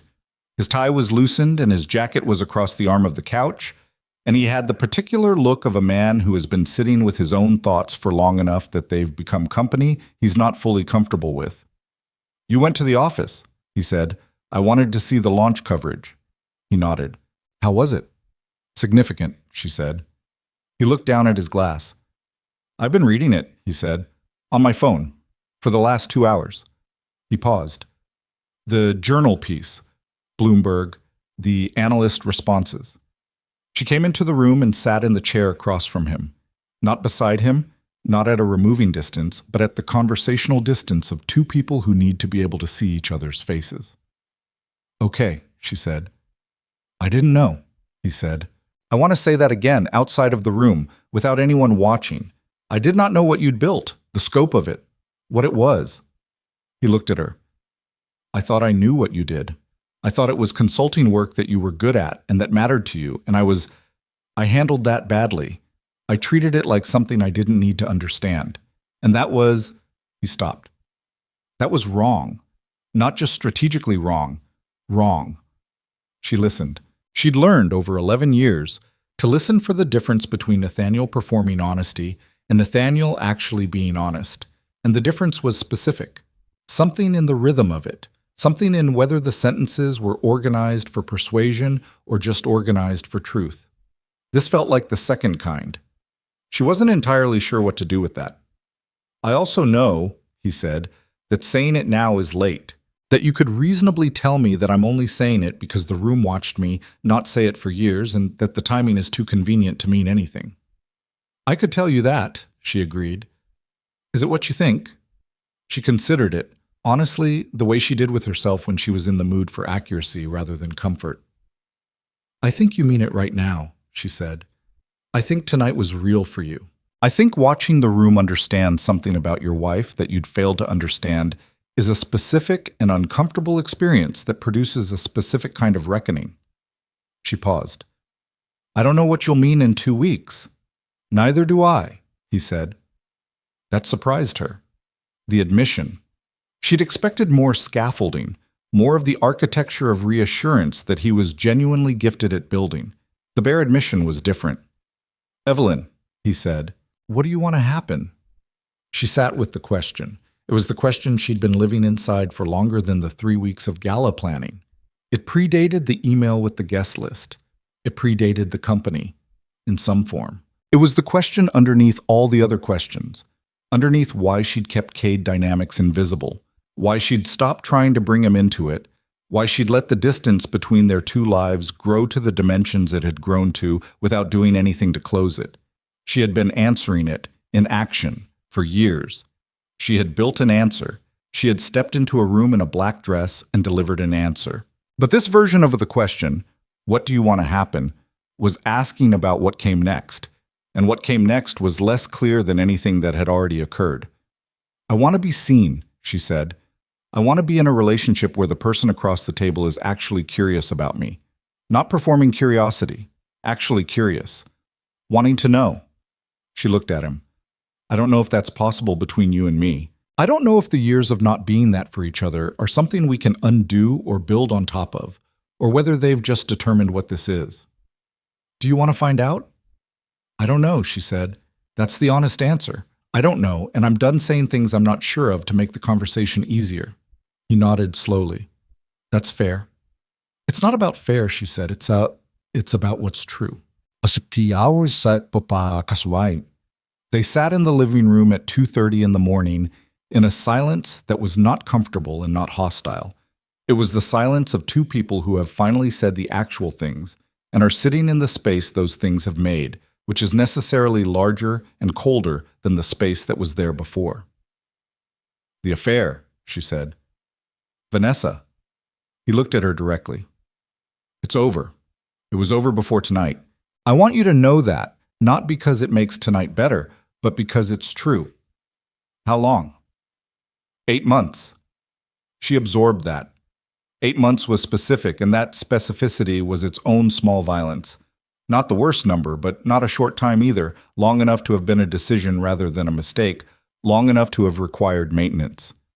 Were there others? A pause. One. 3 years ago. It ended. She looked at her hands for a moment. She had suspected at various points, without ever pressing for confirmation, which was perhaps its own answer about the state things had been in for years. Hearing it confirmed was not a surprise. It was still a weight. I'm not going to pretend those things don't matter, she said. They do. I know. And I'm not going to make a decision tonight about what I want to do with them. I'm too tired and it's too late and we've both had enough of this evening. Okay, he said. What I will tell you is that I'm not disappearing. I'm not going to be quiet about what I've built or what I want or what I need in my life. If something continues between us, it continues on ground that's different from what we've been standing on. She looked at him steadily. I don't know if you can actually want that. I think you believe you want it right now.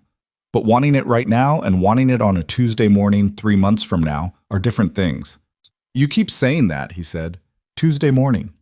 Because that's when it becomes real, she said. Not at galas. Not at 2 a.m. after the best professional night of my life. In the ordinary hours, when nothing is dramatic and nobody's watching. That's where it's true, or it isn't. He looked at her for a long time.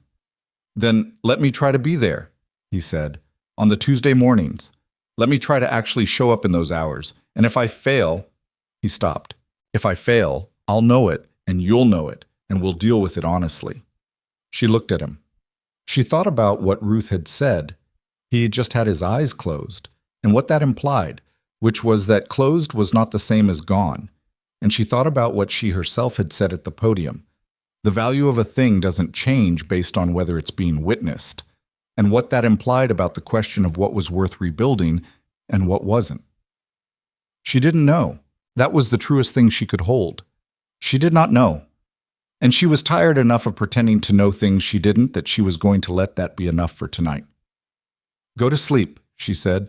We'll talk more when we're not both running on nothing. He got up. He stood in the middle of the room for a moment and looked at her with the expression of a man who has more things he wants to say and has decided correctly that tonight is not the container for them. Evelyn, he said. She looked up. What you said tonight, at the podium. He paused. It was true. All of it. She held his gaze. I know, she said. He went upstairs. She sat alone in the living room for another 20 minutes, not thinking about anything in particular, letting the night settle around her.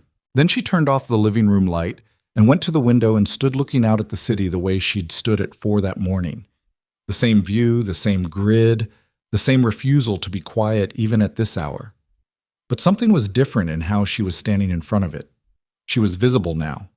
Not to the city, which had always been indifferent to any individual standing at any particular window looking out at it, but to herself, in the way that doing a thing you have been building toward for years makes you finally legible to yourself, like a word you've been trying to read in bad light and have finally moved close enough to understand.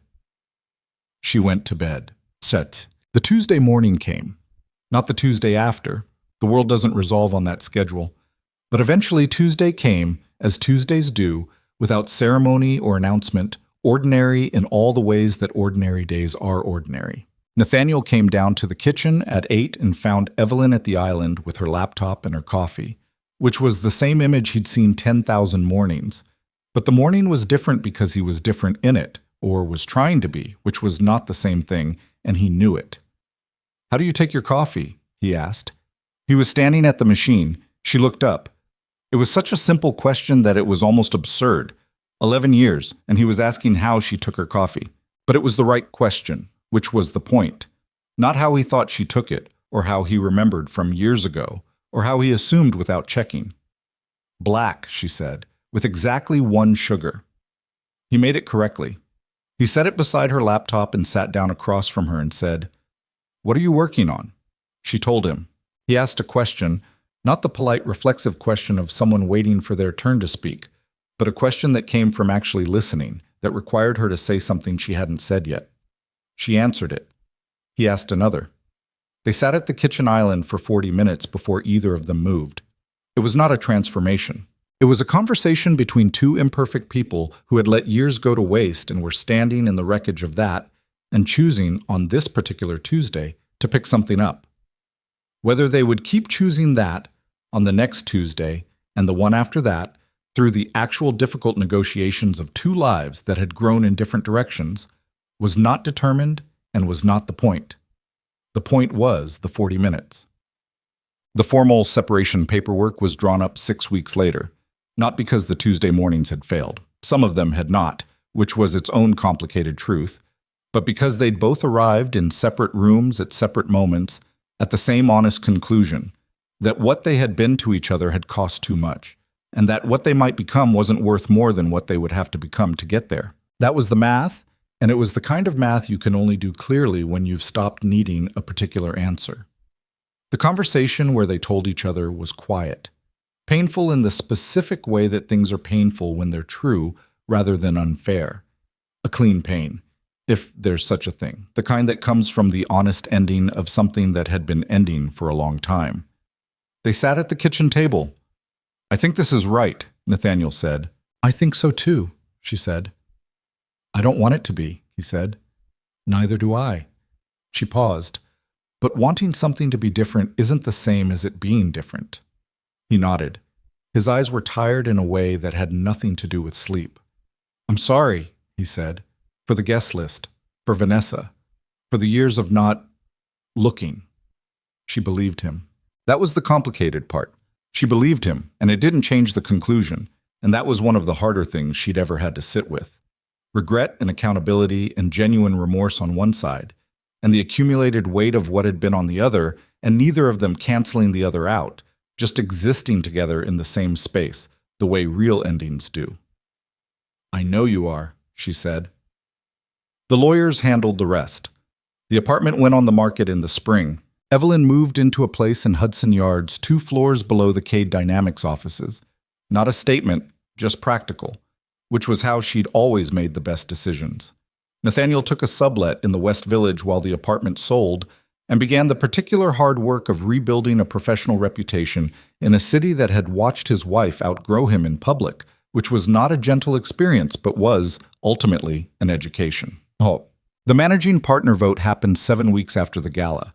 Gerald Marsh called him the afternoon of the vote, with the measured delivery of a man who has practiced this kind of call enough to do it with both accuracy and decency. "It was close," Gerald said. "But no," Nathaniel said. "But no," Gerald confirmed. The partners felt, and I'm including myself in this, that the circumstances of the gala raised questions about judgment that we weren't prepared to set aside. Not about your legal work. Your legal work remains excellent. About other things. Nathaniel sat at his desk and looked at his window. Outside, the city was doing its midday thing. Cabs, pedestrians, the ordinary machinery of a place that does not pause for any individual's disappointment. "Is this permanent?" he asked. "No," Gerald said. "Not permanent. A year, maybe 2. You do the work, you handle things well, the conversation reopens." A pause. "I want that for you, Nathaniel. I want you to understand that." "I know you do, Gerald." "And for what it's worth," Gerald said after a moment, "what you said to Harold that night, about being sorry you hadn't said it louder, sooner. I heard that.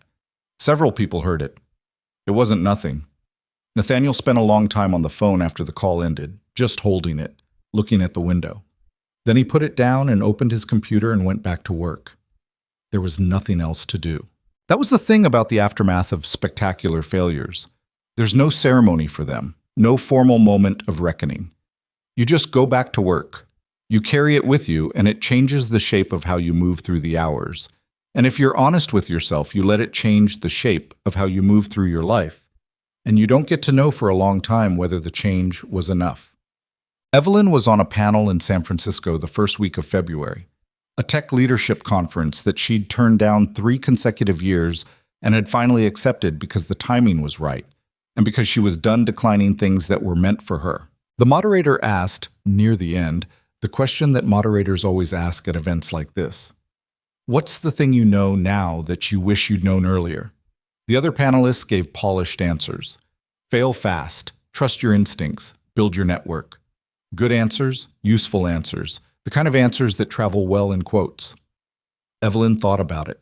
She thought about a kitchen island on a Tuesday morning and 40 minutes of her husband asking actual questions. She thought about a ballroom in Midtown and silver threading that moved with the light. She thought about 7 years of building in rooms no one visited, and the specific quality of the silence in those rooms, which had not always felt like freedom and had not always felt like erasure, but had sometimes, on the best days, felt like exactly enough. I wish I'd understood sooner, she said, that being invisible and being unseen are completely different things. She looked at the audience, a few hundred people, most of them younger than her, most of them at the beginning of something. Invisible is a choice, a strategy, sometimes a good one. Unseen is what happens when the people in your life stop looking. She paused. One of those is in your control. The other one, you can't fix by working harder or building bigger. You can only decide whether you're willing to live inside it. The room was quiet for a moment. Then someone in the back started clapping, and it spread, and Evelyn sat with it and let it be what it was. After the panel, she called Ruth. "How was it?" Ruth asked. "Good," Evelyn said. "Really good, actually." "You sound different," Ruth said. "Do I?" "Like yourself," Ruth said. "You sound like yourself." Evelyn stood outside the conference venue in the February San Francisco air, which was cold and clean and faintly salt-tinged from the bay a mile away, and thought about that, like yourself. It had taken a long time. It had cost more than she'd expected and less than she'd feared. There had been mornings that were harder than the gala, because the gala had been one night with a clear shape and an ending, and the mornings after were just days, unstructured, without drama, without anyone watching, requiring her to be exactly who she was, with no occasion to justify it. She had been doing that, badly and then better, since November. She still worked too late. She still had the habit of carrying problems home in her head instead of setting them down at the door, which Dara had called out twice in the past month with the frankness of a person who'd earned the right. She still sometimes caught herself in a meeting performing a version of steadiness she wasn't entirely feeling, the old muscle memory of keeping the interior separate from the exterior, and had to consciously let the two things be closer together. She was imperfect at the life she was building. That was the honest assessment, but she was building it. "Yeah," she told Ruth. "I think I do." She stood in the cold for another minute, looking at the bay glittering in the distance with the particular quality of winter light on water, which is not the same as summer light and is, in certain moods, more beautiful for it, more spare, more specific, nothing softened, everything exactly what it is. Then she put her phone in her pocket and went back inside. There was more work to do, and she was not finished, and she had stopped needing to be.